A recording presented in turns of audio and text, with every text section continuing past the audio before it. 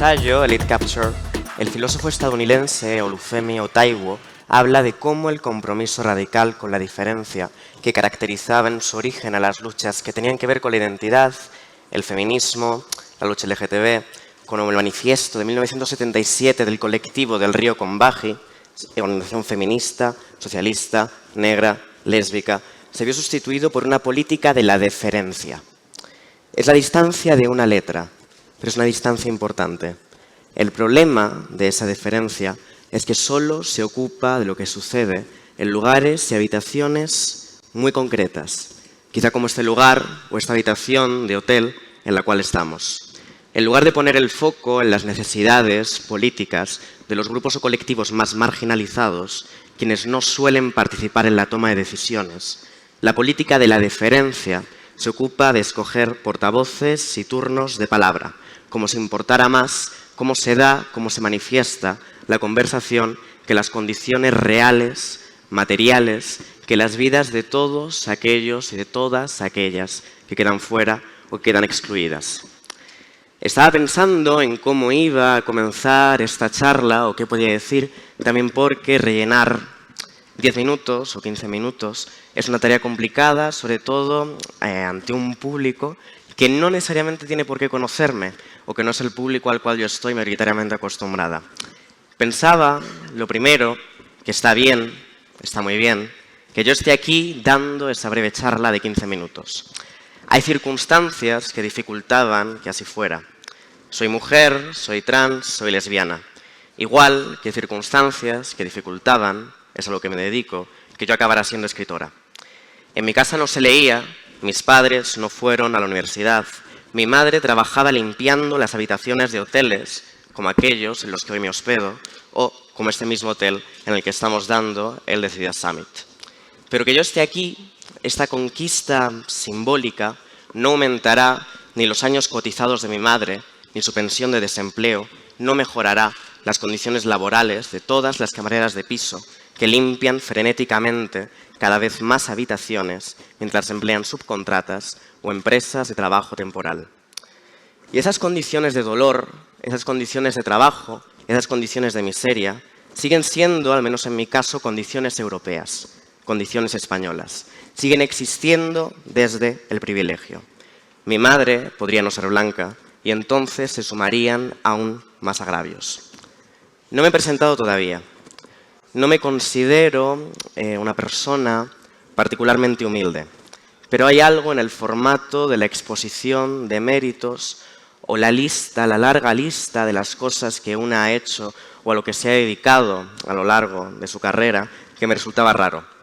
Hablaba el otro día, al principio del Summit, cuando estábamos en el cóctel de despedida, sobre la diferencia que habría, por ejemplo, a la hora de plantarse en un escenario y contar su carrera, lo que ha hecho, los libros que ha escrito, las conferencias que ha dado, las ponencias a las que se ha dedicado, que tendría un hombre para el cual no habría absolutamente ningún problema en ponerse una hora o en alargar durante una hora la conversación, simplemente vanagloriándose de todo aquello que sí que ha hecho. Pero a mí sí que me resulta extraño. Para quien no me conozca, soy Elizabeth Duval, tengo 22 años, en España hace ya un tiempo. Empecé a ser conocido, la primera vez que fui conocida fue cuando hace ya 9 años fui una de las primeras menores trans en acceder a tratamiento de bloqueadores hormonales. Me entrevistaron entonces en diversos medios, salí en portadas como la revista Tentaciones, que era un suplemento cultural que publicaba el periódico El País, pero nunca me interesó la portavocía o perder mi nombre en lo que yo considero es una representación reduccionista, una representación falsa que se aboga la voz o que se aboga el representar plenamente a un colectivo. A lo que me dedico, a lo que siempre he insistido que es a lo que me dedico, es a la escritura. Dejé todo aquello, o dejé esa presunción, esa arrogancia de una figura de activismo con la cual yo ni siquiera me identificaba, sobre todo porque mi activismo se reducía de alguna manera a ser yo misma y no creía que eso fuera igualable o que pudiera equipararse al compromiso militante de gente que realmente se deja la piel o se deja las energías o pone el cuerpo de otra manera. Y todo eso en relación con esa categoría llegaba a producirme rechazo. Lo dejé, me fui a estudiar filosofía y filología francesa a París, y cuando volví a la esfera pública, ya años después, fue porque una editora que había leído algunos de mis poemas en internet, fundamentalmente, se le ocurrió proponerme publicar un libro. A partir de entonces, en 2020, publiqué 2 textos, un texto un poco extraño. Algunos de ellos son accesibles en ebook, pero la mayoría no han llegado a México, América Latina. Uno de ellos un poco extraño de memorias o de contramemorias, titulado Reina. El otro, un poemario llamado Excepción. Y luego, en 2021, 2 libros.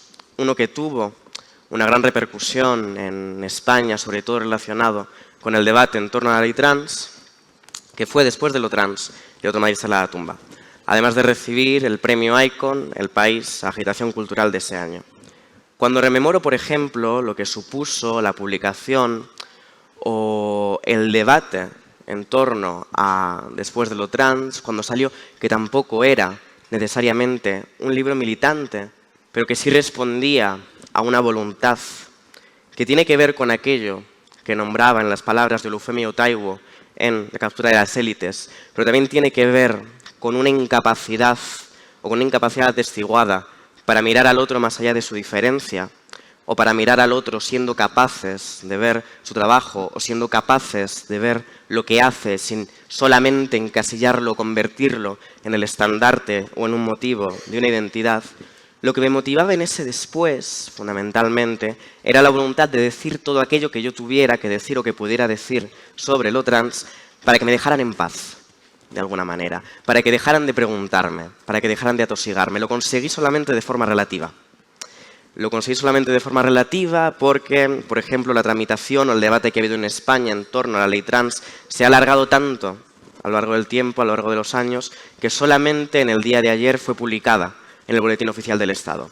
Y había un componente triste porque cada vez que alguien me hablaba de esa publicación, sobre todo lo que me decían era qué valiente o qué entereza, qué piel tan dura a la hora de soportar los envites, de soportar los ataques, de soportar el grado de violencia, ¿no? El grado de acoso verbal al que me he visto sometida o al que mucha más gente también se ha visto sometida en redes sociales, ¿no? ¿Qué grado de brecha o qué grado de debate profundamente cruento y profundamente viciado y profundamente relleno todo el tiempo de mentiras, sin concesiones, sin llegar nunca a considerar que se pudiera tomar la postura del otro como una postura en la que argumentar en serio o en la que teorizar en serio? Y eso me inundaba de una inmensa tristeza. Sin embargo, y es curioso porque, por ejemplo, el título de esta charla, aunque no lo escogiera directamente, pero sí me apetece de alguna manera subvertirlo, creo que lo fácil sería, a partir de eso, quedarse con una consideración casi de impotencia o de misericordia ante esa violencia, de decirse esa violencia no va a cambiar o esa violencia no va a cesar. En abril de este año, en España, publico Melancolía, mi próximo ensayo, con el sello Temas de Hoy, del Grupo Editorial Planeta. Es un ensayo que precisamente trata contra la impotencia, contra la desesperanza política, tratando gran parte de los temas que en el debate político, al menos en el debate político de español, son de interés en la actualidad. Y pensaba también sobre cómo acabar esta breve ponencia o esta introducción en cómo acaba precisamente ese ensayo. Y quería, de alguna manera, casi en grado de exclusiva, o para haceros partícipes también de esa voluntad de acabar con ese sentimiento de la desesperanza o con ese sentimiento de la impotencia, leer en una versión muy comprimida algunas de las palabras que están en los últimos párrafos de ese libro. Empiezan así. No estoy de acuerdo con que la política solo sea un trabajo sobre el lenguaje. Sí creo que lo es, pero cuando veo la pobreza y la angustia, la desigualdad en esos cuerpos al borde del morir y de la extenuación que mencionaba al abrir este libro, nunca hay solo palabras, y la intervención sobre ellos no puede reducirse a discursos. Nunca puede reducirse la tarea que una sociedad necesita acometer al trabajo con las palabras, aunque las palabras sean para ello necesarias.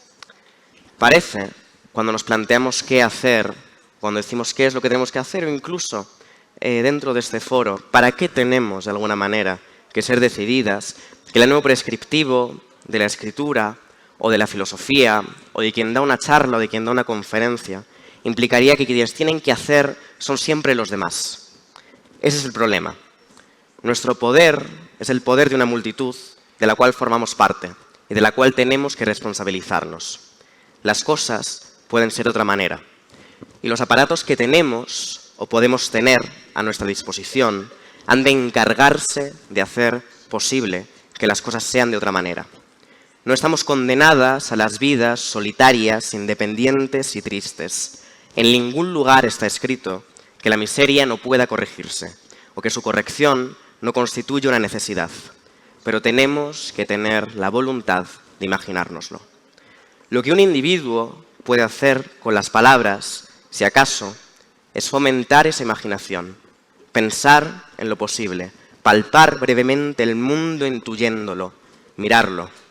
Lo que colectivamente se puede hacer con las palabras es bien distinto. El poder que guarda la misma palabra, dicha por muchas, es parecido al poder de los dioses. Si buscamos colectivamente las palabras adecuadas, las palabras justas, las palabras bellas, las palabras buenas, las palabras convincentes y felices, quizás algún día las cosas sean como insistimos en nombrarlas. Muchas gracias.